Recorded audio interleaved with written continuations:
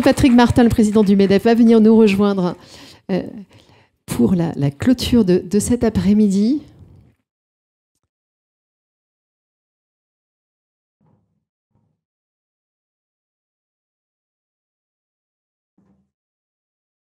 Président, après les nombreux échanges, témoignages, analyses auxquels nous avons assisté cet après-midi, alors j'ai envie de vous poser une question très très simple. Finalement, ça sert à quelque chose, la gouvernance ? Évidemment.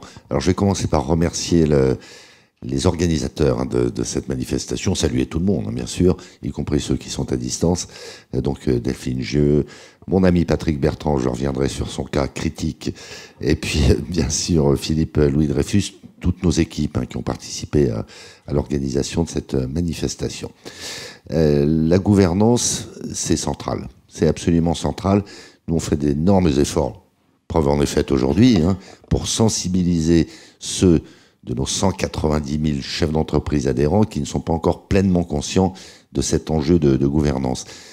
Et finalement, un de nos défis, c'est de, comment dire les choses, c'est de convaincre ceux qui ne le sont pas déjà que la gouvernance, ça n'est pas un exercice de style, ça n'est pas une abstraction, ça n'est pas l'objet de débats entre initiés, mais que c'est véritablement le quotidien de l'entreprise et au-delà du quotidien de l'entreprise, la performance de l'entreprise qui sont directement liés à ces enjeux de gouvernance. Je me permets de glisser au passage que toutes les interventions ont été remarquables, bien évidemment. J'ai eu l'occasion d'en parler pendant 1 heure encore avec Marie-Lise Léon quand elle a quitté cette salle. Mais moi, j'ai été singulièrement frappé par ce qu'a dit Isabelle Kocher en disant « veillant à ne pas réduire ou résumer la gouvernance aux seuls enjeux de compliance ». D'abord, la compliance, c'est un terme insupportable, comme tout anglicisme, mais surtout... la conformité. Ou la conformité, ça donne de cet enjeu de gouvernance une lecture, une vision, une conception, tout simplement, à nouveau très, très réductrice, et puis surtout très formelle. Très formelle. Je satisfais un certain nombre d'obligations ou de bonnes pratiques qui résultent en particulier du code AFEP-MEDEF, mais de bien d'autres référentiels. Bien sûr qu'il faut se conformer à ces réglementations, à ces directives, à ces référentiels, a fortiori quand ils sont sanctionnés. Mais ça va très au-delà, la gouvernance. La gouvernance, ça irrigue en définitive toute l'entreprise. Et je le redis, c'est un déterminant de la performance de l'entreprise. J'essaierai de l'illustrer. Si vous deviez... On a eu pas mal de définitions, mais j'ai envie de dire votre credo, votre règle dans l'entreprise et peut-être au sein du MEDEF, votre credo de la gouvernance. Moi, j'expérimente 3 sphères de gouvernance. D'abord, mon cercle familial, dont la gouvernance est assez critiquable dans la mesure où je n'ai pas la main. Tu ne le répéteras pas, Patrick. Je m'en porte très bien, en définitive. Ma propre entreprise, et puis effectivement le MEDEF. Je dis ça pas uniquement pour essayer d'être drôle, mais parce que c'est la démonstration que finalement il n'y a pas de bonne gouvernance dans l'absolu. Il y a des gouvernances, ça a été dit d'ailleurs, qui sont adaptées ou non d'ailleurs à des organisations de par leur taille, de par leur nature, extrêmement différentes. Alors je cite le cas de ma propre entreprise. Il se trouve que je suis actionnaire majoritaire de mon entreprise, donc je pourrais me permettre d'être totalement autocrate. J'essaie de ne pas l'être trop. C'est en ça que je veux prendre à témoin Patrick Bertrand, parce qu'il se trouve qu'il est membre de mon conseil de surveillance. Inutile de vous dire que je suis à bonne école en matière de gouvernance.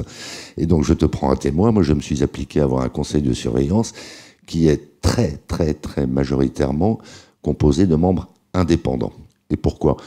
L'entreprise n'étant pas cotée, donc d'une certaine manière, je suis totalement libre de mes mouvements. Pourquoi ? Parce que je considère que c'est un cénacle qui doit, au premier chef, stimuler, alimenter, challenger le dirigeant avec des profils très différents, des personnalités très différentes, des expériences très différentes, mais par-delà tout ça, par-delà cette diversité, une liberté de ton et une confiance.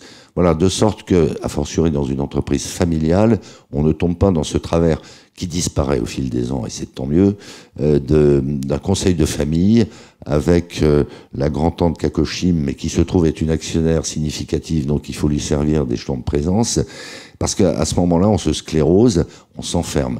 Et a fortiori, pardon d'enfoncer cette porte ouverte, a fortiori, et Jean-Pierre Raffarin l'a suffisamment souligné, dans le monde extrêmement, à la fois très stimulant et un peu anxiogène, en tout cas confus auquel on est confronté, eh bien si on ne s'impose pas, cette saine discipline, ce sain exercice d'injecter de la diversité, des points de vue le cas échéant contradictoires, mais en tout cas complémentaires, eh bien on passe à côté du sujet. On passe à côté du sujet parce que je crois que c'est dans la nature humaine de s'installer dans une forme de confort, pour ne pas dire de conformisme, et puis on est dans son couloir de nage, et on se convainc au bout d'un certain temps que puisque rien ne nous est arrivé jusque-là, jamais rien ne pourra nous arriver. Oui, à part que les temps changent, et les calendriers s'accélèrent, et de nouveaux défis émergent, le défi climatique et environnemental, bien sûr, mais pas que, l'attitude des salariés, des consommateurs à l'égard de l'entreprise. Donc tout ça fait que la gouvernance, je le redis, est un enjeu pour l'entreprise elle-même absolument central. Je prétends en aucun cas que la gouvernance de mon entreprise est exemplaire pour autant. Nous avons de sérieuses marges de progression encore. Et le MEDEF est par ailleurs un autre exercice en quelque sorte. J'ai la prétention de dire que c'est un modèle de démocratie. Et ça ne peut pas être autrement qu'un modèle de démocratie. Je m'explique. On va communiquer là-dessus, on a franchi la barre des 100 fédérations adhérentes, qui couvrent par définition tous les secteurs d'activité, de la construction, du commerce, de l'industrie, des services, et à l'intérieur de chacun de ces grands secteurs, des intérêts, des tailles, des problématiques qui ne sont pas nécessairement les mêmes. Et puis on croise ça avec 119 structures territoriales, départementales ou régionales, et on le sait, d'un département à l'autre, d'un territoire à l'autre, mais surtout d'une personne à l'autre. Il y a des priorités, il y a des sensibilités, il y a des égos qui ne sont pas les mêmes. Et le MEDEF ne peut pas fonctionner en dehors de cette démocratie, si possible la plus consensuelle possible, et dans la majorité des cas, je vais vous donner un exemple, on arrive à dégager ce consensus, mais pour autant, le MEDEF n'est pas qu'une agora, le MEDEF n'est pas qu'un lieu de débat, il le faut en amont de la décision, mais à un moment donné, il faut prendre la décision. Voilà l'exemple que je voulais citer. On a eu, ça a été assez rude, je dois dire, dans la relation qu'on a avec l'exécutif, qui s'est entre-temps considérablement apaisée et qui de toute façon se doit d'être constructive. On a eu des tensions, pour dire les choses, au sujet, ça vous parlera peut-être, des retraites complémentaires l'été dernier. Et moi j'ai pris des positions qui m'ont exposé. Inutile de vous dire que si j'avais pris ces positions sans être baqué, sans être couvert, sans m'être concerté avec nos instances, je me faisais tirer dessus de tous les côtés. Et systématiquement, un rythme hebdomadaire, compte tenu de l'intensité et de l'importance de ce sujet-là, un rythme hebdomadaire. Moi, je me suis appliqué à tenir des réunions exceptionnelles de notre bureau, qui est l'instance sommitale, en quelque sorte, de la gouvernance de cette maison, pour que les choses soient bien cadrées, qu'on soit tous alignés. Et Dieu sait s'il y a eu des tentatives de fracturation ou de contournement de la part de gens que je respecte infiniment déjà de par leur fonction, eh bien, ça n'a jamais marché. On est resté alignés en toutes choses.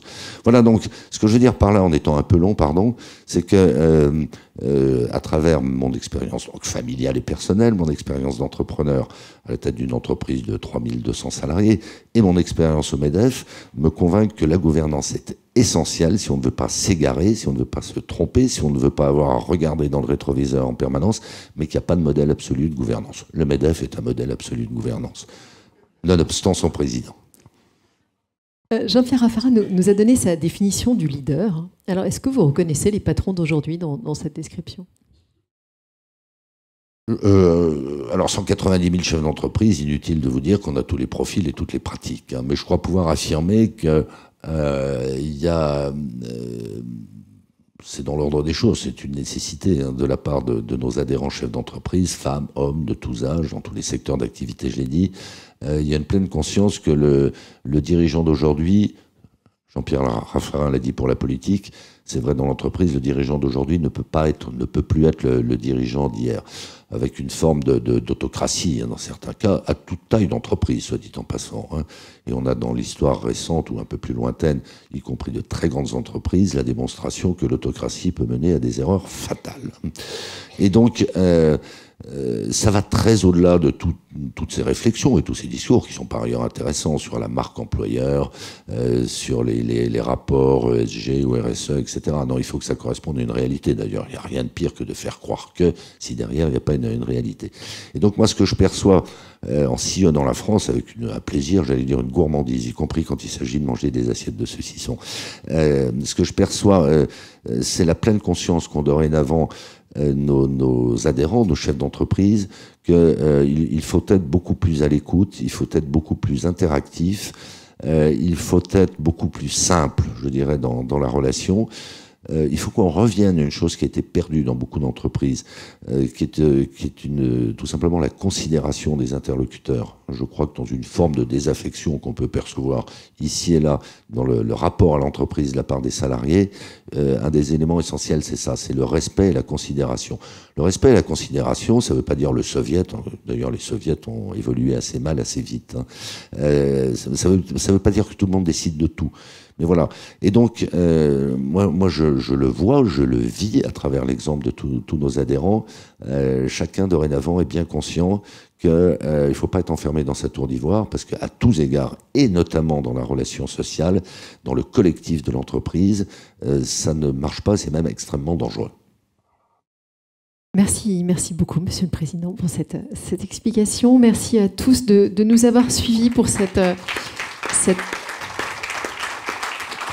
Merci à toutes et à tous, et merci encore. J'allais dire que je vous laissais le mot de la fin, peut-être le dernier mot que je vous... Oui, alors c'était un nouveau mot de remerciement, notamment à vous-même, pour avoir animé ces débats, et vous dire que moi j'incarne d'une certaine manière, mais avec toute une équipe extrêmement soudée, un MEDEF de conviction et d'affirmation. Parce que, et ça renvoie quand même à ces enjeux de gouvernance, hein, je crois que dans le panorama assez fracturé, assez inquiétant à certains égards, qui est celui de notre pays, de notre continent, du monde d'une manière générale, ça a été dit aussi par Jean-Pierre Raffarin, l'entreprise plus que jamais est un lieu de collectif, est un lieu de confiance. C'est assez impressionnant de voir ça dans les sondages, hein. C'est un peu par défaut, parce que d'autres institutions, d'autres organismes ont perdu de leur crédibilité, à tort ou à raison, dans l'imaginaire collectif. Et donc, ça nous confère à l'entreprise elle-même, au mouvement qui les représente, aux partenaires sociaux d'une manière générale, je crois que ça nous confère une responsabilité singulière. On ne doit pas se prendre pour ce qu'on n'est pas. Nous ne sommes pas des institutions républicaines, hein. Le dernier mot appartient aux politiques, bien entendu. Mais un peu parce que c'est l'intérêt de nos entreprises, mais surtout parce que nous avons pleine conscience de la contribution que nous apportons à la bonne marche de la société. Eh bien, il faut que nous réfléchissions pour commencer. On y arrive parfois, en tout cas moi. Enfin, moi, parfois, tout le monde, par ailleurs, y arrive. Mais il faut surtout qu'on assume nos convictions, parce que ce sont des belles convictions, et quand on peut être exemplaire en matière de gouvernance, ben c'est encore mieux, parce que ça légitime encore plus la sincérité, la force et la pertinence de nos expressions. Voilà, merci encore à tous. Merci beaucoup.